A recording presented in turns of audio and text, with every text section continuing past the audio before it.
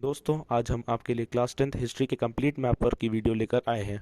दोस्तों मैं आपको क्लियरली बता देना चाहता हूं कि हिस्ट्री के मैप वर्क में only chapter 3 nationalism in India से ही क्वेश्चन आते हैं। इस चैप्टर के मैप वर्क को दो पार्ट्स में डिवाइड कर सकते हैं। First, important sessions of Indian national Congress. Second, important centres of Indian national movement. तो चलिए फ्रेंड्स, हम अपनी वीडियो को अब स्टार्ट करते हैं।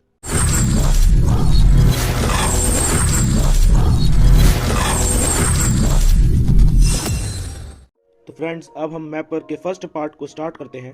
फर्स्ट पार्ट में हम इंडियन नेशनल कांग्रेस के 3 सेशंस के बारे में पढ़ेंगे।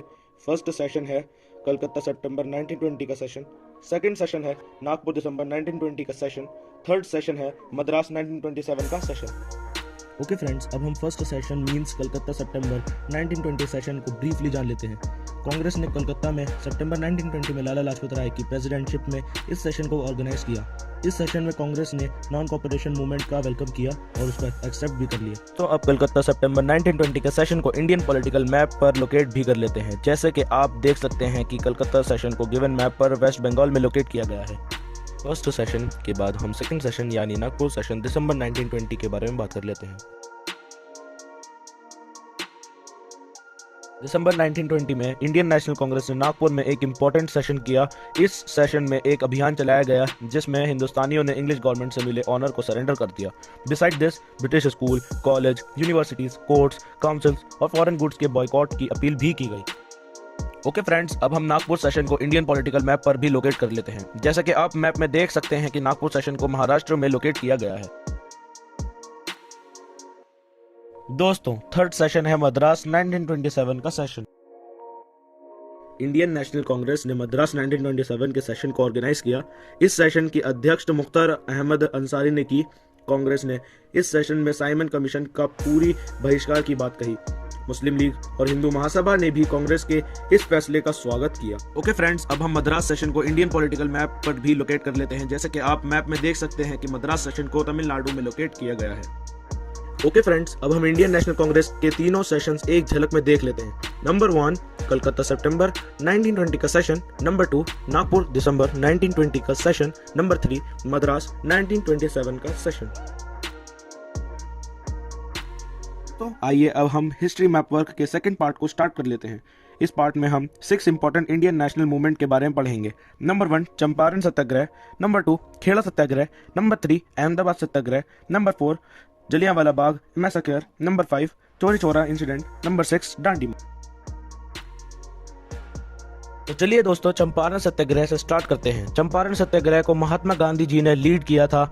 एक्चुअली ब्रिटिश गवर्नमेंट ने चंपारण के किसानों को नील की खेती करने के लिए मजबूर कर दिया था, जिसका सीधा सा अर्थ ये है कि वो अपनी मर्जी से अपनी भूमि पर खेती नहीं कर सकते थे। इसके अलावा नील के किसानों को उनकी फसल की मुनासिब कीमत भी अदा नहीं की जा रही थी। ओके फ्रेंड्स, अब हम चंपारण सत्याग्रह को इंडियन पॉलिटिकल मैप पर भी लोकेट कर लेते हैं। जैसा कि आप मैप में देख सकते हैं कि चंपारण सत्याग्रह को बिहार में लोकेट किया गया है। इंडियन नेशनल मूवमेंट में हम खेड़ा सत्याग्रह को कवर करेंगे। खेड़ा सत्याग्रह भी महात्मा गांधी के द्वारा गुजरात के डिस्ट्रिक्ट खेड़ा में ऑर्गेनाइज्ड किया गया।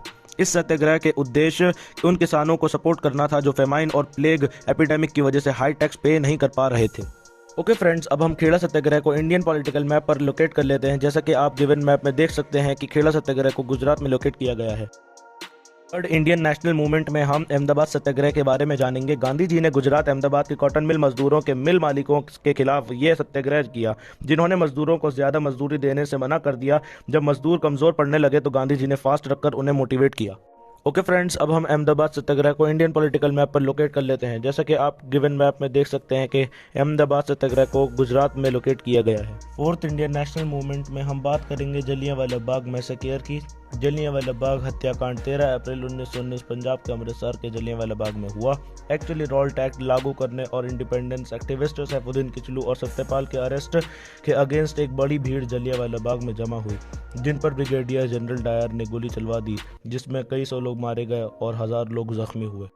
चलिए दोस्तों, अब हम जलियांवाला बाग को इंडियन पॉलिटिकल मैप पर लोकेट कर लेते हैं। जैसे कि आप मैप में देख सकते हैं कि जलियांवाला बाग को पंजाब अमृतसर में लोकेट किया गया है। फिफ्थ इंडियन नेशनल मूवमेंट है चोरी चौरा इंसिडेंट। एक्चुअली ये इंसिडेंट उत्तर प्रदेश के गोरखपुर डिस्ट्रिक्ट के एक इलाके चोरी चौरा का है। दरअसल नॉन कॉपरेशन मूवमेंट में भाग ले रहे लोगों पर ब्रिटिश पुलिस ने शूट कर दिया। जहां भी कार्रवाई में प्रोटेस्टर्स ने एक पुलिस स्टेशन को आग लगा दी। इस घटना में 3 सिविलियंस और 22 पुलिस वाले मारे गए। महात्मा गांधी ने इस वायलेंस को देखते हुए नॉन कॉपरेशन मूवमेंट को 12 फरवरी 1922 को रोक लगा दी। फ्रेंड्स, अब हम चोरी चौरा इंसिडेंट को इंडियन पॉलिटिकल मैप पर लोकेट कर लेते हैं। जैसे कि आप इंडियन पॉलिटिकल मैप पर देख सकते हैं कि चोरी चौरा इंसिडेंट को ईस्टर्न उत्तर प्रदेश में लोकेट किया गया। लास्ट नेशनल मूवमेंट जो हमें पढ़ना है वो है दांडी मार्च। 1882 के सॉल्ट एक्ट के नतीजे में अंग्रेजों ने नमक पर भारी टैक्स लगाना शुरू कर दिया और सॉल्ट की प्रोडक्शन पर अपनी मोनोपोली बना ली। सॉल्ट के अगेंस्ट प्रोटेस्ट करने के लिए महात्मा गांधी ने अपने फॉलोअर्स के साथ 12 मार्च 1930 को साबरमती आश्रम से दांडी मार्च किया। दोस्तों, अब हम दांडी मार्च को इंडियन पॉलिटिकल मैप पर लोकेट कर लेते हैं। जैसे कि आप गिवन मैप में देख सकते हैं कि दांडी मार्च को गुजरात में लोकेट किया गया है। ये दोस्तों, अब 6 नेशनल मूवमेंट्स को एक सिंगल ग्लांस में देख लेते हैं।